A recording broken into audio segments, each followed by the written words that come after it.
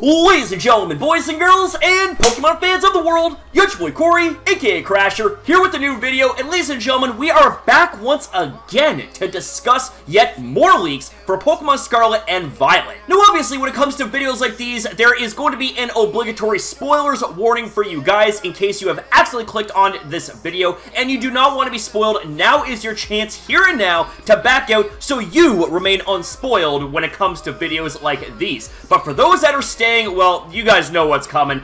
Buckle up, we got a lot to discuss. So I want to start off with this, ladies and gentlemen. Central Leaks tweets out, the XP share will never be optional. That's the normal XP system for Pokemon games now. Get over it. Okay, so I want to get this out of the way early because this right here has some mixed reactions and it could be deemed as controversial, and I do have something to say about this. Now, real briefly, for those that don't know how the EXP share works, it's essentially a mechanic where whenever you were to beat a Pokemon in battle, then the experience gained from defeating that Pokemon wouldn't just go to the Pokemon that directly battled that Pokemon in the battle, but it would actually be shared through your entire team. So that also means that even Pokemon that were not sent in battle would benefit from gaining experience. Now, it would be one thing if you were, say, a casual player and this didn't really bother you and all that stuff, but the part that gets to people is the lack of options. Like, if this right here was forced onto us and we did not have the option to turn off experience share to make the game harder and more challenging for us, or for whatever other reason that you don't want to use XP share, that is the reason why people may get upset over this decision. And there's also something else that is gained from battling Pokemon. It isn't just experience points, but EVs, i.e. effort values. So I think you guys know where I'm going with this here. If you are not able to turn off the EXP share, then that's really going to fudge things up for those that want to EV train their Pokemon in a certain way for competitive battling. Now, if we do have the option to turn off the EXP share, then the mechanic isn't really so bad. But if we don't have that option to turn off the EXP share, then Game Freak, bad move, my friends. Bad move. So moving on, Pokemon Scarlet and Violet leaks Part 12. Primeape's evolution is fighting Ghost. Murkrow doesn't have a new evolution, it was a misunderstanding. The new move learning system from Pokemon Legends Arceus is back. Ancient and future Pokemon are called in-game Paradox Pokemon. Okay, so first of all, we have ourselves Primeape actually getting an evolution, and it's fighting Ghost? Get the hell out of there with that, man. That is so freaking cool. And here's the thing as well, ladies and gentlemen, is that fighting and Ghost is the best type combination offensively in the game. It can hit every single other type combination for at least neutral damage, if not super effective. This is absolutely amazing. Let's hope that this Primeape evolution is an absolute beast in competitive. Oh my god, that is so cool. I also think it's really freaking awesome that we have ourselves the new move learning system from Pokemon Legends Arceus actually being implemented in Pokemon Scarlet and Violet. That was a neato system there. And as far as ancient and future Pokemon, now called in-game Paradox Pokemon, goes, that is absolutely mind-blowing. Really, the best way I can explain it point blank on the spot would be contradictory Pokemon. So essentially, a paradox means contradiction. So how this is gonna work, I have no idea. Looks like their new Pokemon Ami /refresh /camp equivalent for this gen is also what replaces breeding. It's Pokemon Picnic. You can wash your Pokemon. Some don't like to be washed. Washing them restores their HP and increases friendship. You can also get eggs. Okay, this sounds unusual, kind of interesting. I would like to know more about this. Paradox Jigglypuff, Paradox Delibird retain their original typings. Paradox Pokemon from the past are exclusive to Scarlet. Paradox Pokemon from the future are exclusive to Violet. You can get as many Paradox Pokemon as you want from the end game area. Okay, so it doesn't exactly surprise me that we are going to have ourselves version exclusives, which is also inclusive of this new feature for new form Pokemon, and I say that very, very loosely here. You get the Rotom catalog via the new auctions mechanic. At some point in development, a new Rotom form was planned but was scrapped. We have a pepper of some sort equaling a hint for new Pokemon. Okay, so we're seemingly getting ourselves a pepper Pokemon. Let's hope it's grass and fire. We need to have a Pokemon with that typing. It is so cool. And on the note of auctions, this right here gives me mad Final Fantasy VI vibes, because in that game, you would go to the auction house to get very rare items, so I'm wondering if it's going to be implemented in a certain way here when it comes to Pokemon Scarlet and Violet. That would be cool if so. Hints for starter evolutions. We have Sprigatito's evolution being associated with what appears to be a magic wand. We have Quaxly's final evolution being associated with, I guess, a dancer. And we have Fuecoco's evolution being associated with a singer of sorts. Okay, this is getting more and more and more interesting as time goes on and details come out about the starters for Pokemon Scarlet and Violet. These may be some of the most interesting starters I have ever seen so far, and we hardly know anything about them officially, so this right here is definitely piquing my interest up beyond imagination. The coin Pokemon evolves into a Golden Ninja. Regarding map size, if you don't go to the sea, maybe it's a bit small, but if you get into the sea or the island, it's big. Arceus is not in the game.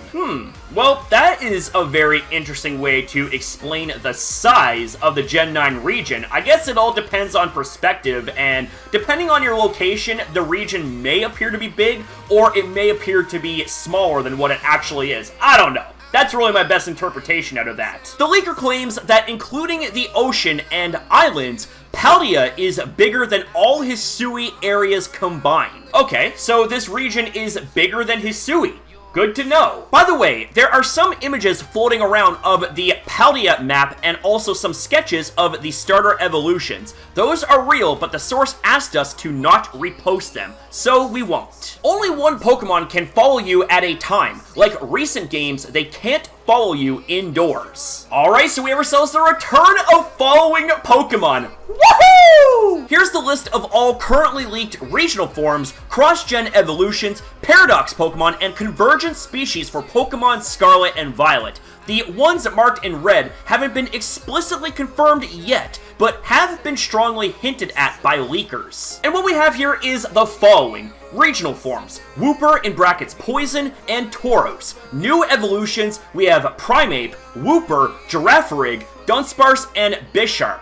Paradox Pokemon, aka past Pokemon found in Scarlet, Jigglypuff, Amoonguss, Volcarona, Salamence, Gen 2 Pokemon, Misdreavus. Paradox Pokemon, i.e. future Pokemon found exclusively in Pokemon Violet, Delibird, Gallade, Volcarona, Tyranitar, Gen 2 Pokemon, Hariyama. And convergent species, we have a Water-type Diglett and a Gen 1 Water-type Pokemon. Now this is very interesting because not only do we have ourselves Volcarona that is going to be getting both an ancient form and a future form, but we also have ourselves an unnamed Gen 2 Pokemon that is getting both a past form and a future form. That is absolutely epic. I cannot wait to see what Pokemon it's going to be. And overall, I can't wait to see the looks of all of these Paradox Pokemon, especially the likes of Volcarona, Salamence, and Tyranitar. Pokemon Scarlet and Violet leaks Part 13.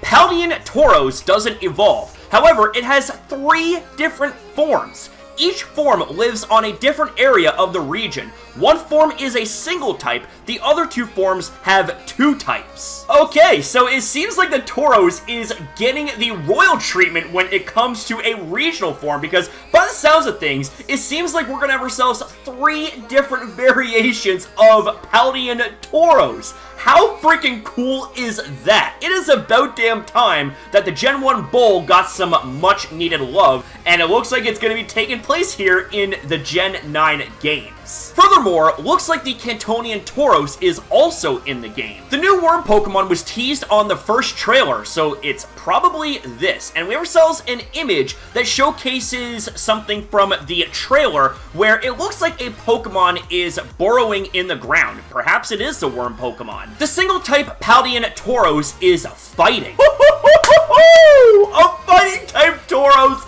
Let's freaking go, man.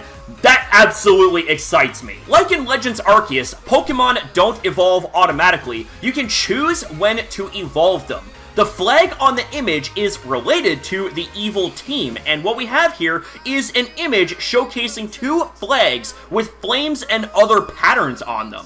Very interesting to know. Pokemon that are returning: Mimikyu, Goodra, and Hisuian Goodra, Snover. Pokemon that are not returning: Smeargle, Gen 5 starters, Sharpedo. Oh man, what the fudge there, Game Freak. How are you gonna do Sharpedo dirty like that? I love Sharpedo. It is so cool. Not to mention, its shiny form is even cooler. But I guess we gotta live with that. I mean, that's just absolute travesty right there. I mean, I don't know how else I can say this. I feel absolutely heartbroken for Sharpedo.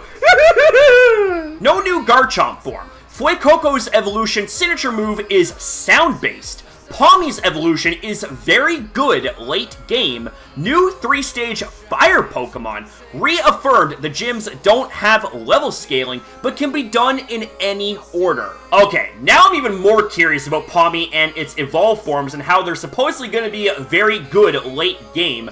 I am very curious to see how that is going to play out. Like, maybe it's got broken stats or something like that. We do know that it has a really interesting move that is, of course, one power point that actually allows you to revive a fainted Pokemon in battle. Like, that is absolutely absurd. Maybe that's the reason why it's, quote, very good late game. I don't know. Now, personally, I disagree with the fact that the gyms don't have level scaling. I personally think they should, but that's just me. I also want to add this in as well. The leaker says they're done. Let's see if this time they actually mean it. If that's true, then I guess this is it. The end of this unprecedented summer leak season. Now, the reason I bring this up is because I'm not entirely sure if we are going to be getting any more leaks for the game. It sounds like that we're not, but you never ever know. And also, this right here involves some, really weird drama between leakers that I'm not going to get into. I'm just reporting on the leaks. I don't have any personal stake or opinions when it comes to the leakers themselves. Alright, ladies and gentlemen, well, it seems like we made it to the end of the road when it comes to leaks coverage for Pokemon Scarlet and Violet. Now, what do you guys think about everything that we have covered here in this video? And not just in this video, but everything else in past videos. Does the information get you even more excited for the games or less excited for the games? And what sticks out to you guys the most? I would love to hear out your guys' feedback in the comments down below. Sound off, ladies and gentlemen. Let's have ourselves an epic conversation. And that's it for the video, ladies and gentlemen. So I want to say thank you guys very much for watching. If you guys enjoyed, consider liking and subscribing, and especially comment your thoughts down below, because I love hearing from you guys. Always have, that will never ever change. So thank you guys again for watching, have yourself a fantastic day, depending on your time zone, and I'll see you guys in the next one.